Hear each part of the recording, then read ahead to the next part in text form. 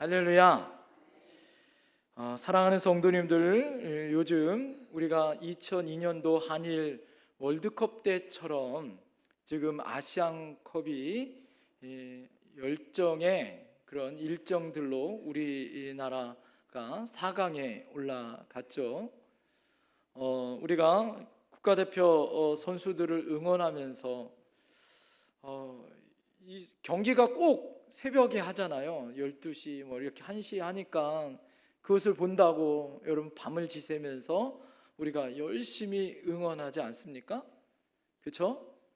그러면서 우리가 이거 이제 질 것 같다 막 이러는데 마지막 뭐 후반전 거의 뭐 1, 2분 남겨놓고 연장 1, 2분 남겨놓고 동점골을 넣거나 역전골을 넣어서 막 우리가 밤잠을 지샌 것에 보상을 얻는 것처럼, 예?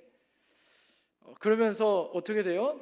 잠을 이루지 못하고 우리가 다시 흥분된 마음으로 우리가 지내게 되어지는 것 같습니다. 여러분, 우리나라가 참 무서운 게 있어요. 해외에 있는 외신들이나 우리나라가 참 무서운 게 있는데 그것은 무엇이냐면 우리 민족의 정기 중에 하나가 뭐냐면 이 신바람이라는 것이 있다는 거예요. 예? 한번 이 신바람이 나면 아주 무서운 이 탄력받은 민족이 된다라는 거죠.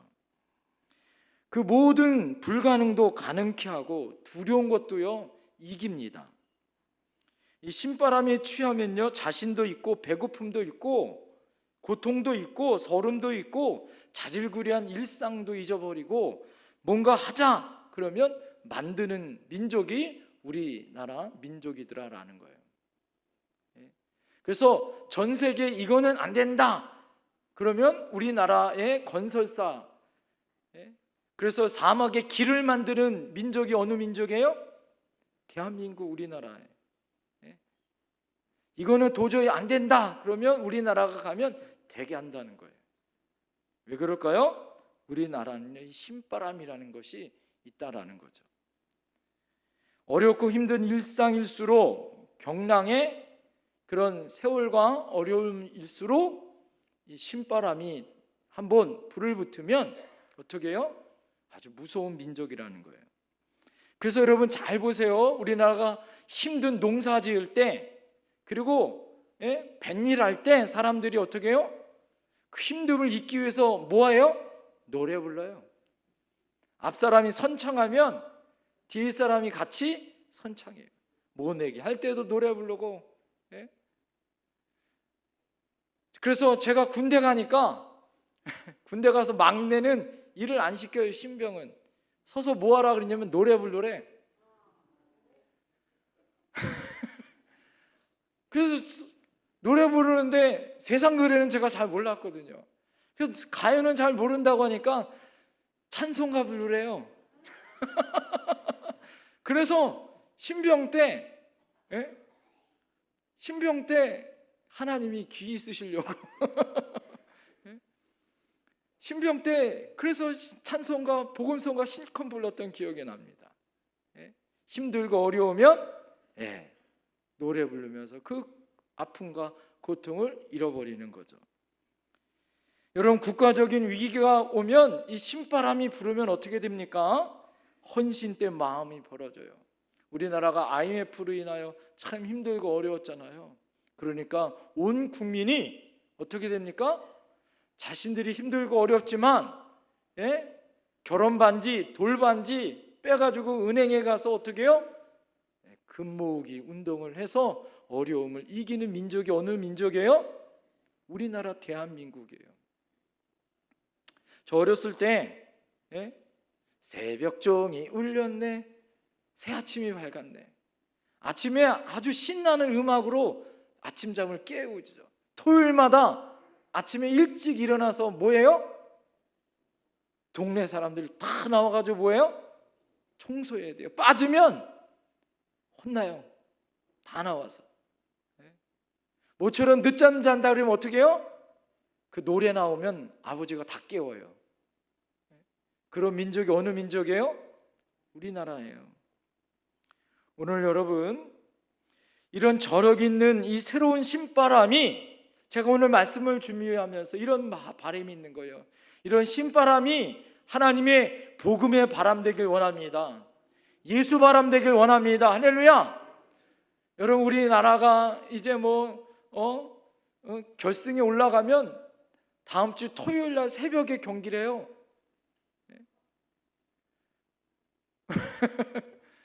새벽에 경기 끝나고 또 여러분들 늦잠 잔다고 주일날 안 오시면 안 돼요? 네? 하나님의 은혜로 오늘 이 예수 바람으로 인하여서 신나고 재미있고 흥이 있고 하나님의 영광이 있는 그 비밀을 발견하는 시간 되길 원합니다. 오늘 사도 바울은 13절에 고린도 교인들에게 이렇게 얘기해요. 우리가 만일 미쳤어도 하나님을 위한 것이다 라고 얘기합니다. 바울 사도는요, 누구에 미친 사람입니까? 예수 복음에 미친 사람이었어요. 그 자신도 그랬고 옆에 있는 모든 사람들이 그는 예수 복음에 미친 사람이었다라고 이야기합니다. 그가 오늘 뭐라고 얘기해요? 오늘 우리가 미쳤어도 이건 누구를 위한 것이다? 하나님을 위한 것이라는 거예요. 여러분, 우리가 하나님 앞에 신바람을 불고 하나님 앞에 영광의 바람을 불 수 있는 것, 여러분, 이것이 예수 능력의 바람으로 나타나길 원합니다. 오늘 여러분, 오늘 우리가 바울처럼 무슨 열심과 열정을 다하여 어떻게 살아가야 할 것인가? 여러분, 첫 번째 따라합시다. 그리스도의 사랑에 빠져야 합니다. 어떻게 우리가 여러분 그 열정과 믿음으로 예수 복음 가운데 신바람 나게 우리가 신앙생활할 수 있을까? 첫 번째, 여러분 그리스도 사랑에 빠져야 한다라는 거예요. 여러분, 사랑하는 사람을 보셨나요? 예? 사랑하면요 속일 수가 없다는 거예요. 왜요? 가만히 있어도 웃음이 나와요. 세상이 똑같이 나무를 보고 똑같이 세상을 봐도 사랑하면 어떻게 해요? 이뻐 보이는 거예요. 예? 한번 옆에 사람 보세요. 사랑하는지 안 하는지. 예? 시련을 당했는지 사랑을 당하는지, 예? 아픔이 있는지 고통이 있는지, 예? 사랑하면요 다 이뻐 보여요. 다 이뻐 보여요. 예?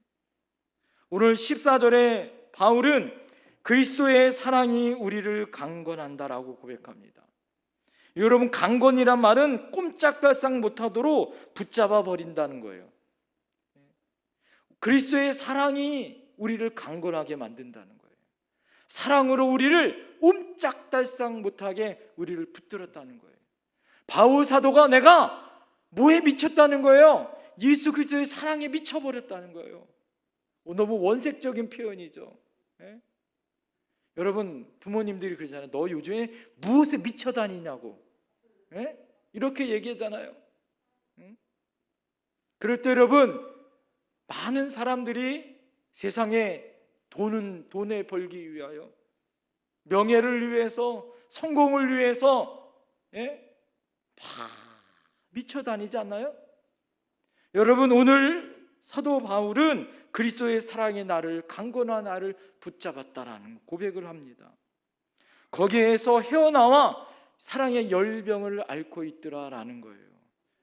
여러분, 연애할 때, 사랑할 때 보면 어떻게 됩니까? 저 멀리 갈 때 오히려 멀리 가면서 가슴이 뛰고, 예? 멀어도 어떻게 됩니까? 그냥 찾아가잖아요. 그죠? 예? 그런데 여러분, 사랑의 식음은 어떻게 해요? 좀 마중 나오라 그러면 어떻게 됩니까? 예? 정거장에 마중 나오라 그래도, 비 오는데 우산 지금 가지고 나오라 그래도 어떻게 돼요? 예? 말 한마디 곱게 나옵니까? 그걸 하나 못 챙겼냐고. 오히려 핀잔을 주고, 예? 그러지 않나요? 왜 그렇습니까? 우리가 그리스도의 사랑에 강건하여 붙잡지 못했기 때문이다라는 거예요. 오늘 사도 바울은 그리스도의 강건의 사랑에 빠진 이유를 두 가지를 얘기해요. 첫 번째는 따라합니다. 예수님이 나를 위해 죽으셨기 때문이다.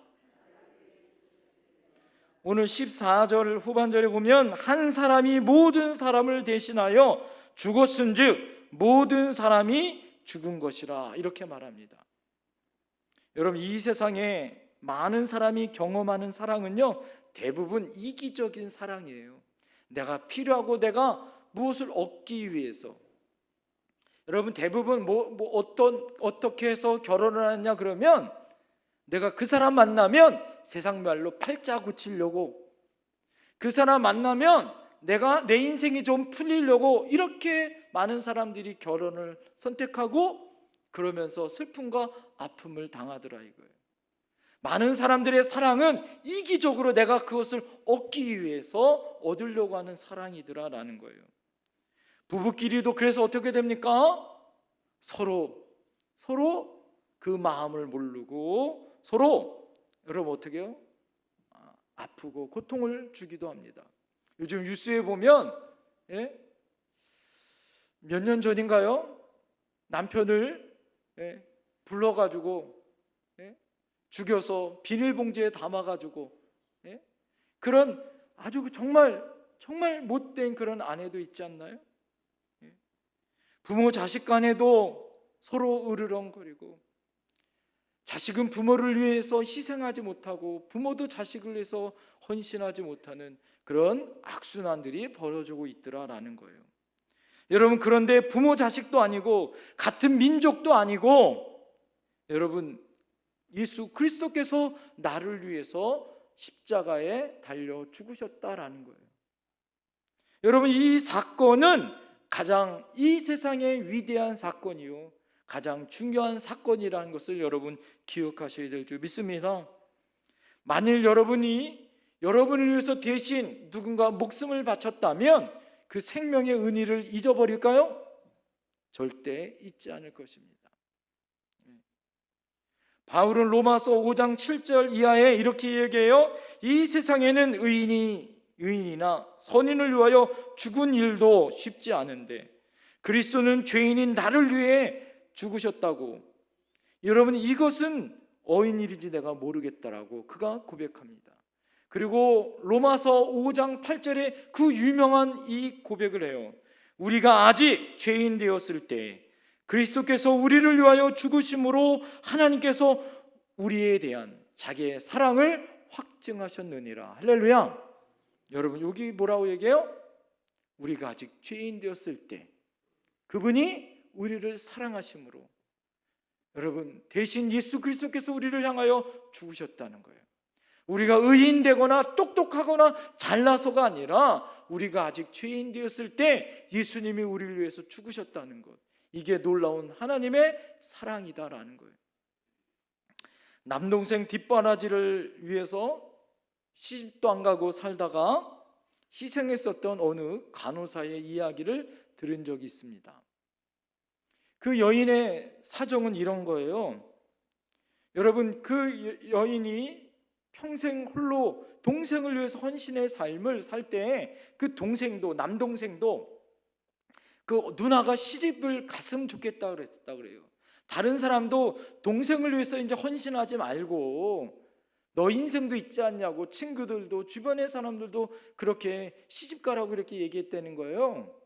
그런데 그 누나가 시집도 안 가고 그 남동생을 위해서 그렇게 평생 동안 헌신하다가 하늘나라 가는 그날까지 동생을 위해서 홀로 살다가 하늘나라 갔대요. 그런데 그 이유가 있더라 이거. 이유가 무엇이냐면 이 누나가 사춘기 시절에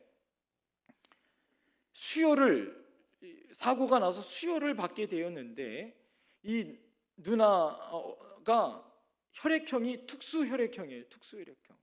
아무나 우리가 알고 있는 뭐 A, B, O형, AB형 이런 혈액형이 아니라 특수 혈액형인 거예요. 그래서 아무나 수혈을 받을 수가 없는데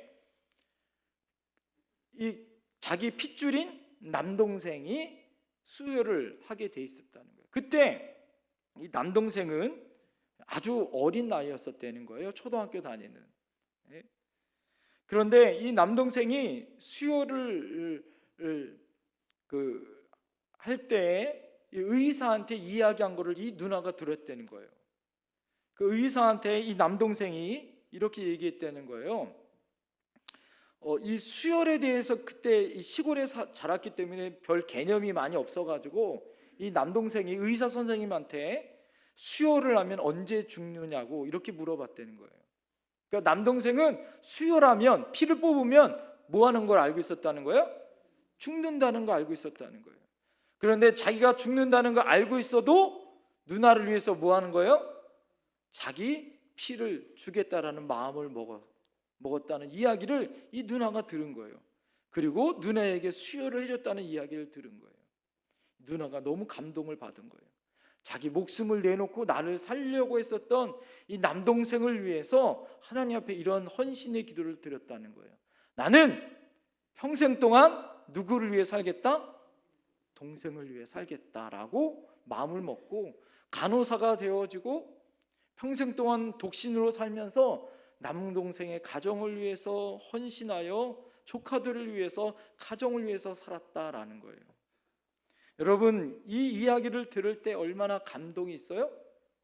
자기를 위해 죽을 결심을 하여 수혈한 동생을 위해 한 여인이 동생에게 빚진 마음으로 평생 동안 동생을 위해서 살겠다고 했던 그 헌신이 있다면, 여러분, 실제로 우리를 위해서 십자가에서 죽으신 그 예수 그리스도의 십자가의 사랑을 받은 우리들은 그분을 위해서 사랑으로 살겠다라고 다짐하는 것, 여러분, 그것이 헛된 삶이냐 이거죠.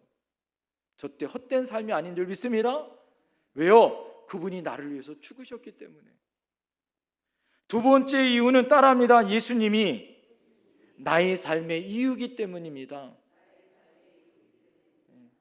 오늘 바울 사도는 15절에 그리스도는 우리를 위하여 죽으셨을 뿐만 아니라 우리를 위해서 다시 사셨다고 증언합니다.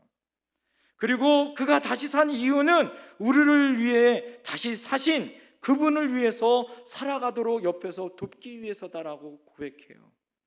여러분, 다시 사신 예수님, 그는 우리를 그리스도인의 존재의 이유를, 삶의 목적이 되시기 위하여 우리를 살리셨다는 거예요.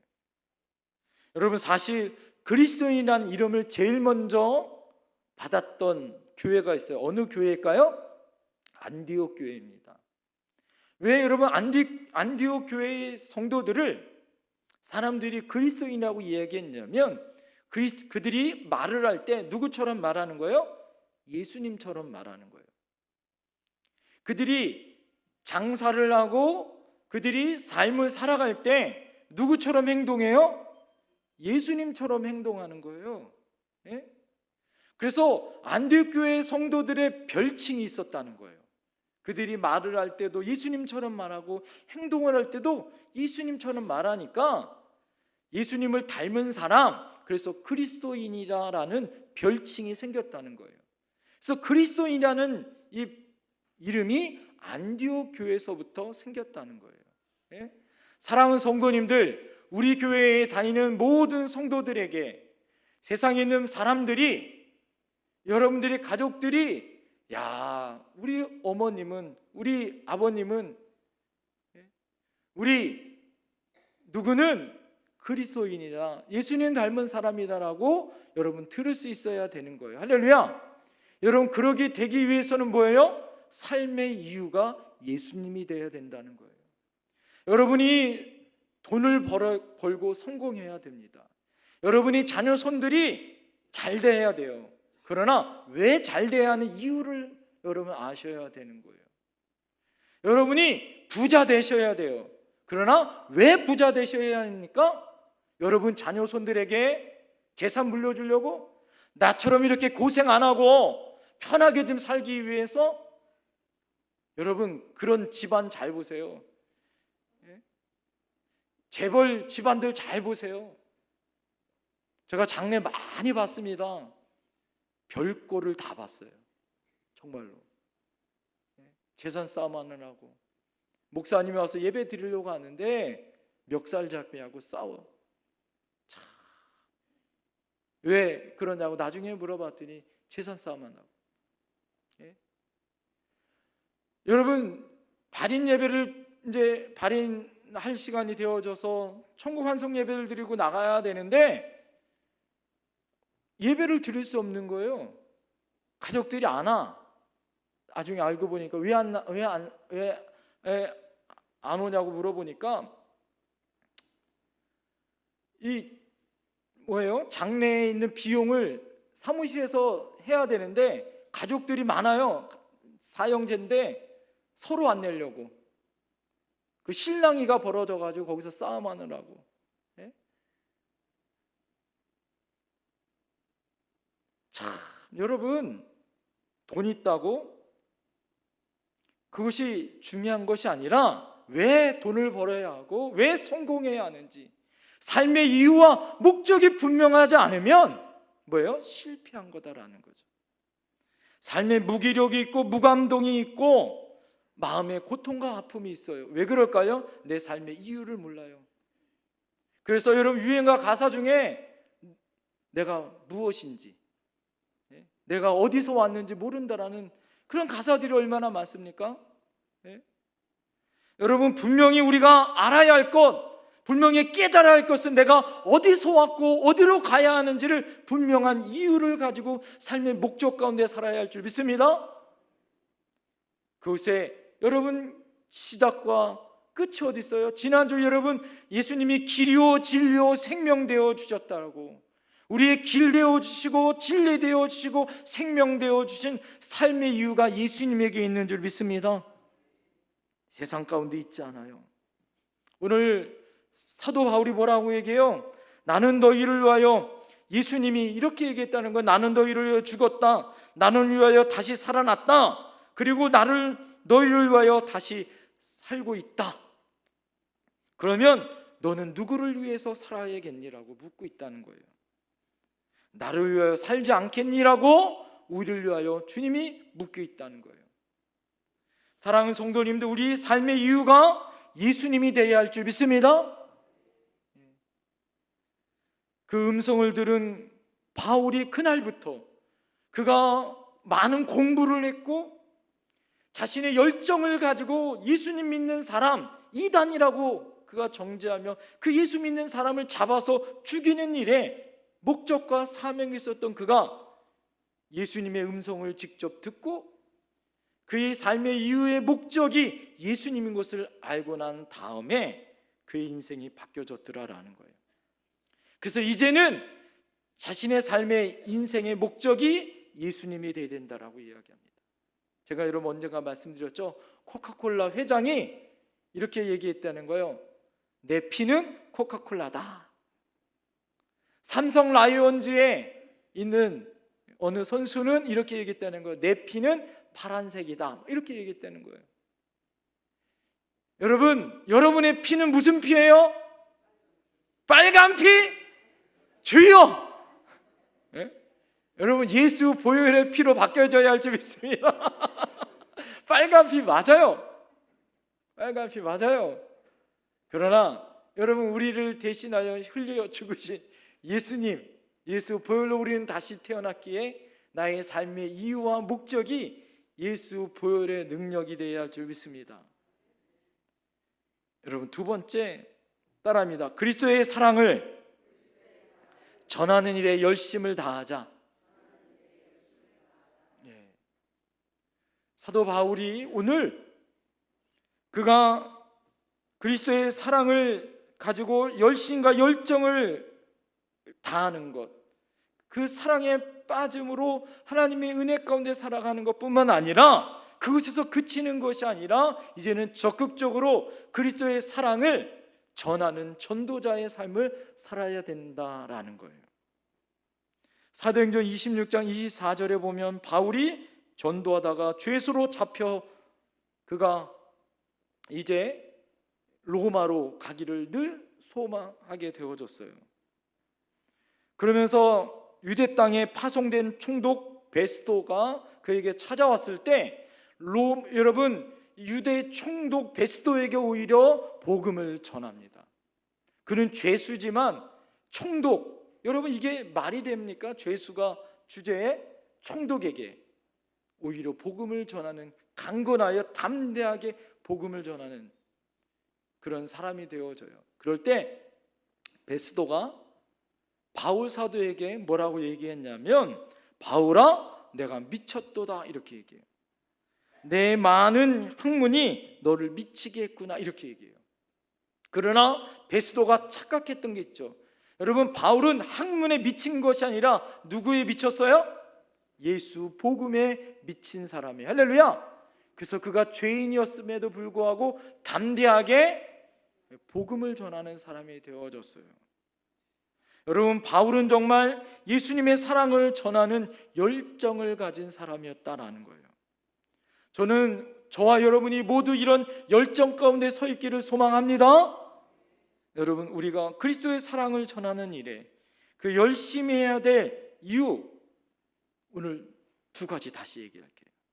자, 첫 번째 이유 다음 말씀드리겠습니다. 한번 따라해 보시겠어요? 그리스도의 사랑만이 사람을 변화시킵니다. 여러분, 우리가 그리스도의 복음을 전할 이유는 그리스도의 사랑만이 사람을 변화시킨다는 거예요. 여러분, 사람이 잘 변해요, 안 변해요? 잘 안 변해요.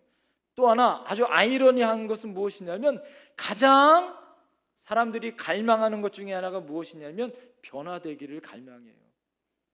새해가 되어지면 그래서 사람들이 마음을 먹어요. 새해에는 열심히 뭐 하겠다? 운동하겠다.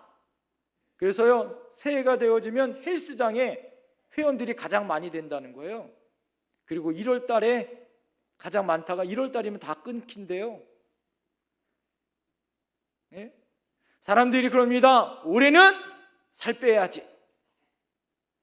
올해는 뭐 술 끊고 담배 끊고, 올해는 내가 열심히 예배드리고 기도하고 말씀 봐야지.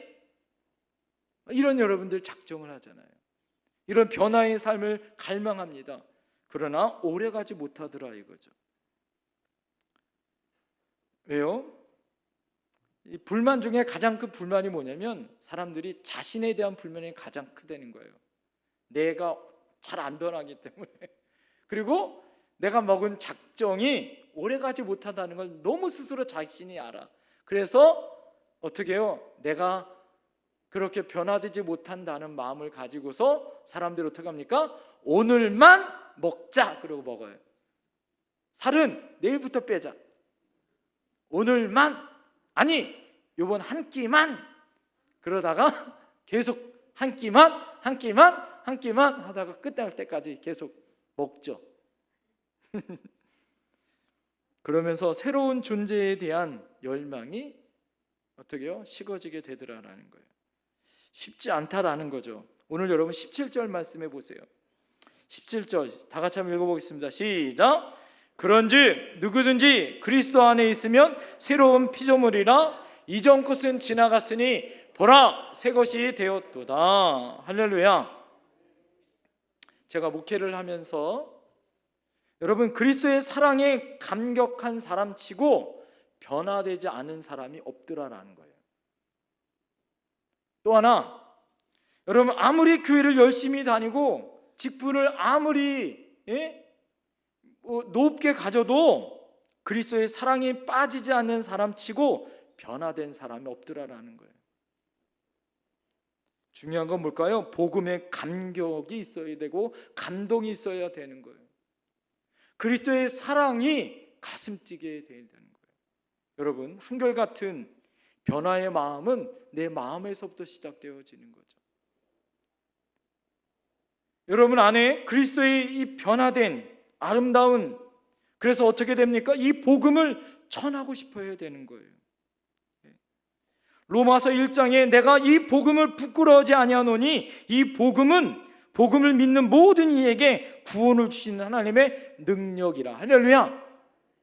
여러분, 전하는 여러분이 믿고 있는 이 복음이 하나님의 능력으로 나타날 줄 믿습니다. 당시 로마 제국은요, 무력이 있었어요. 과학이 발달됐습니다. 철학이 있었어요. 당대의 최고의 강력한 제국이었습니다. 그러나 이런 무력과 과학과 철학과 그런 권력이 있어도 한 영을 구원하거나 변화시킬 수 없었어요. 오히려 타락하고 부패해야 나중에 로마 제국의 뭐예요? 국교를 뭘로 바꿉니까? 기독교로 바꾸게 되어지잖아요. 이 복음을 듣고 그리스도의 사랑을 깨닫은 사람들이 변화되더라 이거예요. 그들의 인생이 복되어지고 참되더라라는 거예요.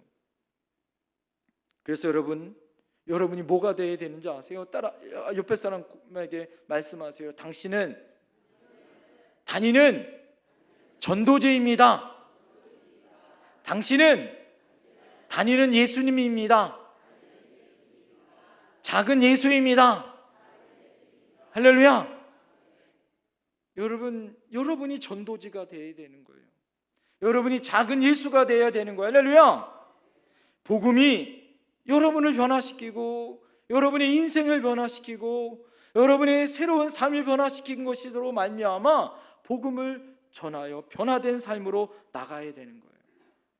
그래서 여러분 예수 믿으면 변화된다는 것으로 여러분이 증명된 삶을 사셔야 되는 거예요. 할렐루야. 예수 믿으면 복 받습니다. 예수 믿으면 이렇게 저처럼 잘 됩니다 라고 증명된 삶을 사셔야 하는 거예요. 할렐루야. 여러분의 인생 가운데 그런 복 있는 인생 되어야 될 줄 믿습니다. 두 번째 이유는 따라합니다. 그리스도의 사랑만이 인간을 하나님과 화목시키게 합니다.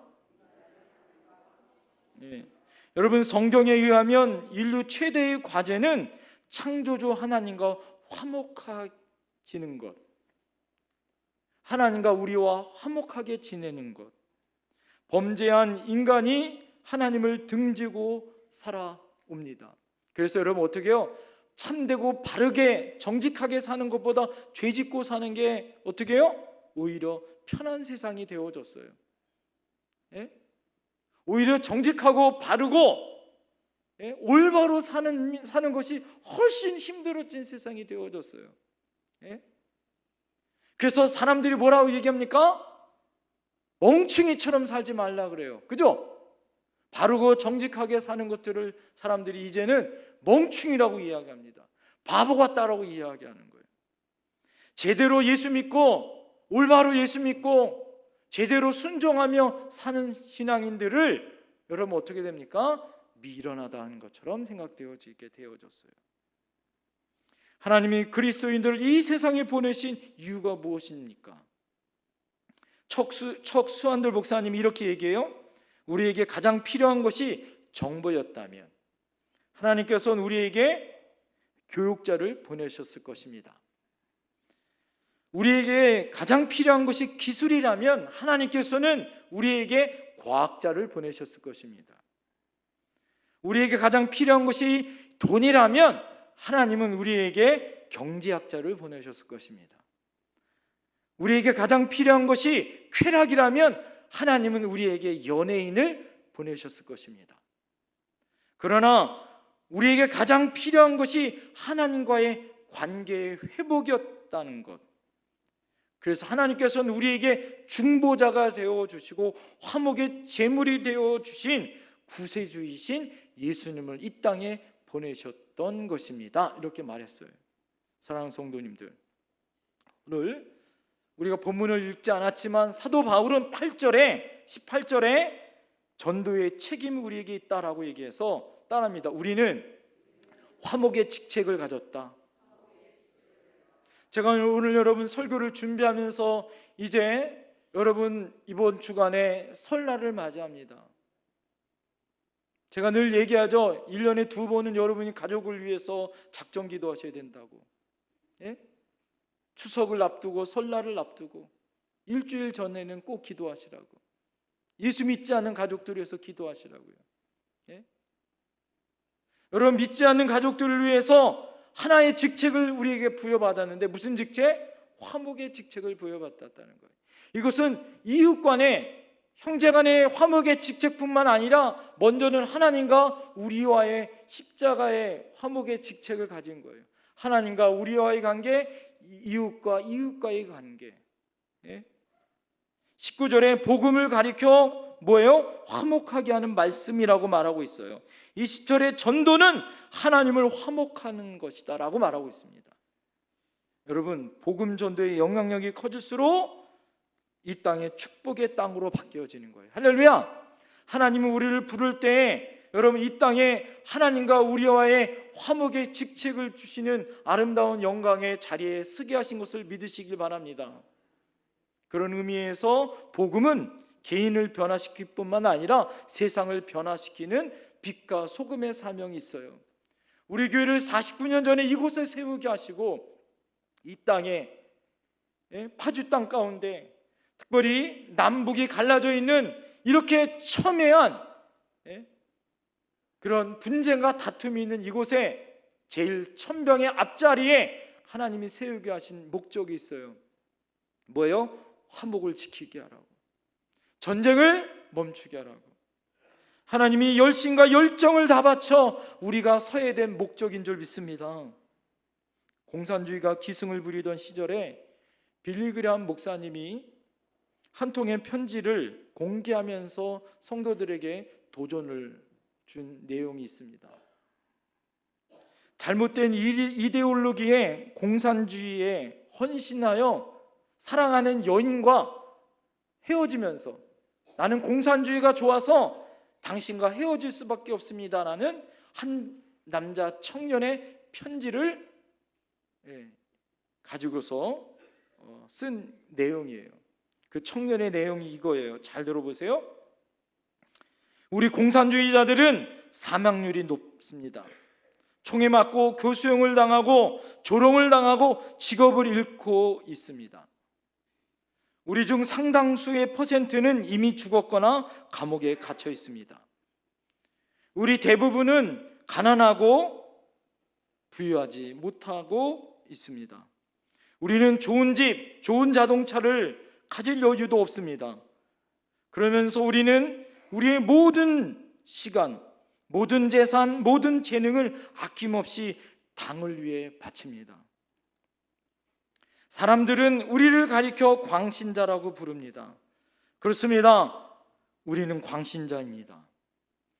우리의 삶은 오직 하나의 목적, 세계 공산화의 노력에 의해 지배되고 있습니다. 내가 죽도록 갈망하는 것이 있는데 그것은 공산주의가 실현된 세상입니다. 그것은 이제 내 삶이요, 내 사업이요, 내 종교요, 내 취미요, 내 연인이요, 내 아내요, 내 연인이요, 내 빵이요, 내 고기입니다. 나는 낮에 그 일을 하고 밤에는 그것을 꿈꿉니다. 나에게 이제 이 비전을 떠나서는 나의 어떠한 다른 인생도, 우정도, 사랑도, 대화도 존재할 수 없습니다. 나는 더 이상 이 이상을 위해 감옥에 갇힐 준비가 되어 있고 필요하다면 사형대에 갈 준비가 되어 있습니다.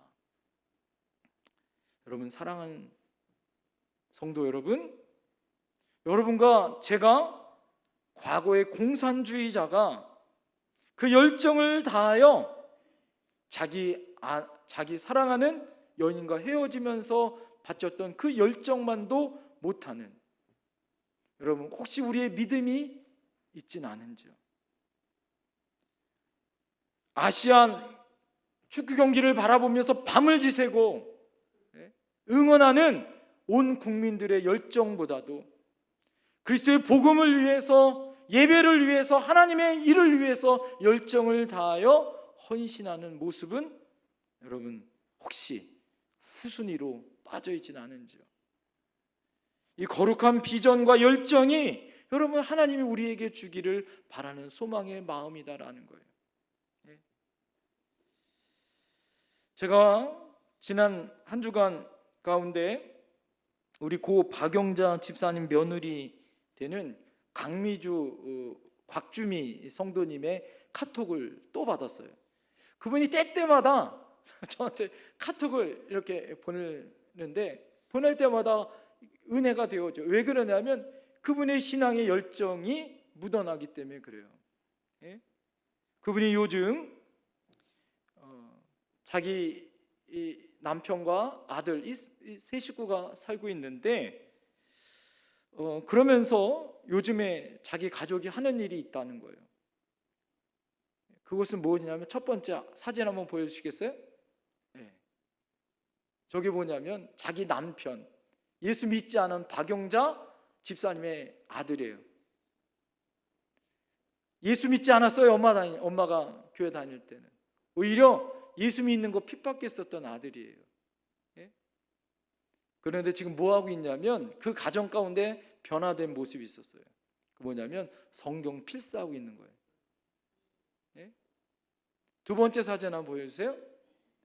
저게 뭐냐면 감사, 하루에 3가지 감사를 가족들이 쓰자라고 해서 이 가족 안에 첫 번째는 성경 필사하는 거, 성경 읽을 뿐만 아니라 성경을 필사하자. 두 번째는 감사, 하루에 3가지 감사를 하자. 근데 저기 보면 얼마나 감사가 많은지 아주 구체적으로 써 있더라고요. 감사 일기를 쓰자, 매일마다. 이게 그 가족의 약속이었대요. 됐습니다. 그러면서 아들하고 남편이 잘 안 하려고 하잖아요. 그래서 방법을 하나 만들었대요. 성경 필사라면 용돈을 주기로. 그래서 남편하고 아들이 웬 꿀 알바냐고. 그래가지고 열심히 쓴다는 거, 쓰는 것만큼 돈 받으니까. 여러분, 더 중요한 게 있죠. 그 인생이 변화되는 거예요. 여러분, 솔직히 여러분 돈 준다고 씁니까? 쓰죠. 씁니다. 그러나 그 심령에 뭐예요? 예수님의 복음이 들어간 거죠. 그러면서 이분이 직장생활 마치고 꼭 교회를 들른다고 해요. 일산에 있는 교회입니다. 교회를 들어서 아무도 없는 캄캄한 성전에 와서 기도한대요. 가정을 위해서, 교회를 위해서 기도하면서 이번에 또 은혜 가운데 하나님 앞에 은혜 받고 도전 받으면서 선물을 또 보내왔어요. 저희 교회. 지난번 홍삼 보냈는데 이번에는 선물 세트를 또 보내왔어요. 30개. 오늘 그래서 우리 성도님들 최연장자서부터 끊어가지고 여러분 나눠 드릴 거예요. 사랑하는 성도님들, 제가 왜 이런 말씀을 여러분들에게 드립니까? 그분이 거기에 말미에 이런 글을 저에게 보냈어요. 그분이 교회에서 기도하면서 주님의 응답을 기다리면서 너무 그것이 감사하다는 거예요. 늘 성령 충만함으로 주님과 동행하는 삶을 살 수 있게 해달라고 목사님 기도해 주세요. 더 많은 은혜로 섬길 수 있게 기도해 주세요. 박용자 집사님이 살아생전에는 가족들 구원받지 못했어요. 교회도 못 나왔어요. 남편이 핍박하고 그러다가 하늘나라 가셨어요. 여러분, 그 인생이 실패한 인생입니까? 생전에 열심히 가족을 위해서 구원하여 씨를 뿌렸더니 어떻게 해요? 눈물을 흘리며 씨를 뿌렸더니 기쁨으로 열매를 맺고 있더라. 할렐루야.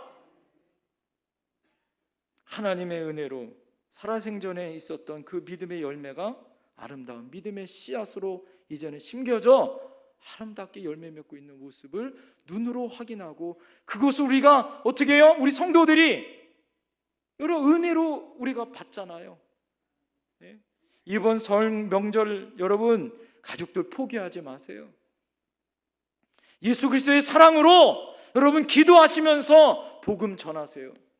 예수 믿으라고 복음 전하세요. 우리 인생의 가장 값있고 복 있는 그런 인생은 예수님의 사랑으로 사는 거예요. 예수님의 사람들이 사람을 변화시키고 하나님과 화목하여 인생을 성공하는 인생의 길에 대로가 열릴 줄 믿습니다. 우리 사랑하는 성도님의 가정이 이번 설날에 여러분 주일날 하나님의 은혜 가운데 이 자리에 가족들과 함께 구원받는 아름다운 가정의 역사가 나타나길 축원드립니다. 기도하겠습니다.